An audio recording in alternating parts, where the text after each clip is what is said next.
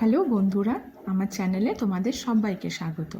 আজকে আমি তোমাদের সাথে শেয়ার করব হেলদি টেস্টি লাল শাক উইদাউট পেঁয়াজ রসুন। চলো শুরু করি। প্রথমে লাল শাকগুলো আমি কেটে ধুয়ে রেখেছিলাম। এবার আমি কি করব, প্রথমে সেটা কুচি কুচি করে কেটে নেব। প্রথমে আমি কেটে রেখেছিলাম ছোট বড় বড় করে, এবার আমি সেটা কুচি কুচি করে কেটে নেব। দেখতেই পাচ্ছ, এটা আমি একসাথে ধরে ছুরি দিয়ে কুচি কুচি করে কেটে নিচ্ছি। তোমাদের সাথে কথা বলতে বলতে আমার কাটা হয়ে গেল। এবার আমি এটাকে রান্না করব। যার জন্য লাগবে আমার খুব কম উপকরণ। শুধু লাগবে লাল শাক, কাঁচা লঙ্কা, এক মুঠো বাদাম, একটু কালো জিরে আর তেল, লবণ, হলুদ। চলো রান্নাটা শুরু করি।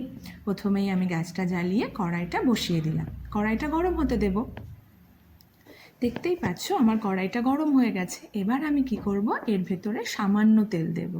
সামান্য তেল দেওয়ার পরে কি হবে, যে বাদাম নিয়েছিলাম আমি এক মুঠো বাদাম, প্রথমে আমি সেই বাদামটা সুন্দর করে ভেজে নেব।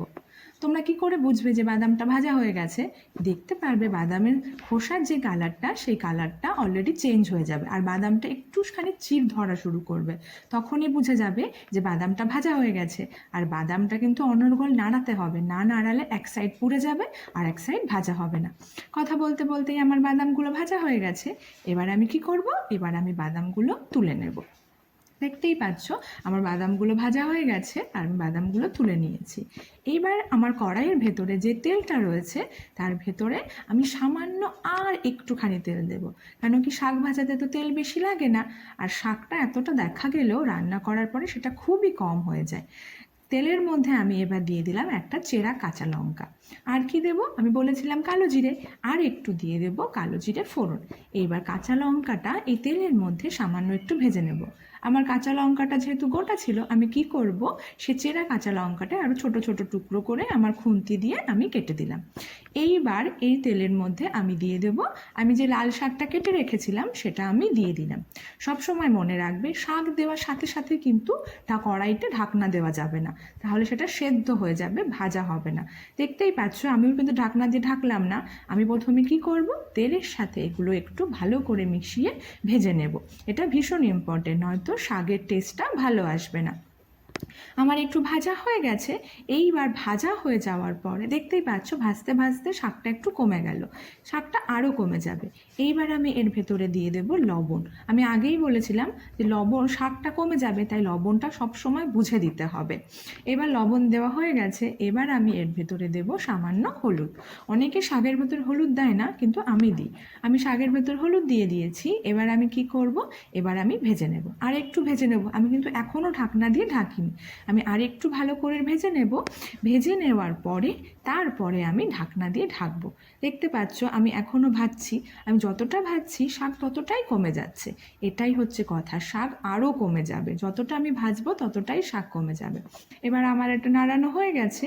নাড়ানো হয়ে যাওয়ার পরে এইবার আমি শাকটা ঢেকে ঢেকে আঁচ কমে দিয়ে আমি এটা সেদ্ধ করব, সাথে সাথে ভেজেও নেব।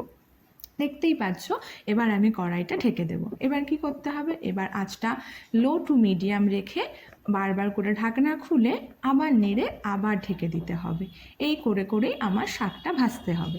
দেখতেই পাচ্ছ তোমাদের সাথে কথা বলতে বলতে আমার 2 থেকে 3 বার শাকটা ঢাকনা খুলে নাড়ানো হয়ে গেছে। এইবার আমরা কি করব, এবার আমরা যখনই দেখব যে শাকটা একটুখানি নরম হয়ে গেছে, আমরা তখন আমাদের খুন্তির সাহায্যে শাকটা একটুখানি মথে দেব। দেখতেই পাচ্ছ আমার শাকটা আমি একটুখানি কেটে কেটে দিচ্ছি, তাহলে কি হবে, শাকটা ভাজাও হলো, সাইজেও ছোট হয়ে গেল, দেখতেও সুন্দর হলো। এই করে করে আমার শাকটা দেখেছো কত কম হয়ে গেছে। এবার আমি কি করব, আমার শাকটা অল্প একটু বাকি আছে, আমি একটু ঢেকে দেব। এবার আরেকটা ইম্পর্টেন্ট কাজ বাকি রয়েছে, যে বাদামগুলো আমি ভেজে রেখেছিলাম, দেখো আমি একটা হামল দিস্তার হাতল দিয়ে আমি সেই বাদামগুলো একটুখানি ক্রাশ করে নিলাম। এবার আমার শাকটা হয়ে গেছে। শাকটা হয়ে যাওয়ার পরে কি করব, আমার শাকটা যেহেতু হয়ে গেছে আমি আর গ্যাসটা অন রাখবো না। এবার আমি গ্যাসটা অফ করে দিলাম। এবার ভাবছো বাদাম কখন দেবে, না ঠিক এখন। গ্যাসটা বন্ধ করার পরে আমি এখন এই বাদামের ক্রাশগুলো দিয়ে দেবো।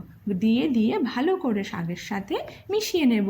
মিশিয়ে দিলেই তৈরি হয়ে গেল আমাদের লাল শাক ভাজা। কিন্তু এখনও একটা ফাইনাল স্টেপ বাকি রয়েছে, চলো আগে তুলে নিই। আমাদের শাকটা আমরা তুলে নিলাম কড়াই থেকে। দেখতেই পাচ্ছ আমাদের শাকটা কড়াই থেকে তোলা হয়ে গেছে, কালারটাও খুব সুন্দর এসেছে, সাথে সাথে টেস্টটাও খুব সুন্দর এসেছে। চলো এবার ফাইনাল স্টেপ, একটুখানি ঘি ওপর থেকে ছড়িয়ে দিলেই তৈরি হয়ে গেল আমাদের হেলদি অ্যান্ড টেস্টি লাল শাক। বিশ্বাস করো এটা খেতে খুব টেস্টি হয়। আর তোমরা যারা এটা ঘরে বানাবে আমাকে অবশ্যই জানিও কেমন হয়েছে। বাই বাই বন্ধুরা।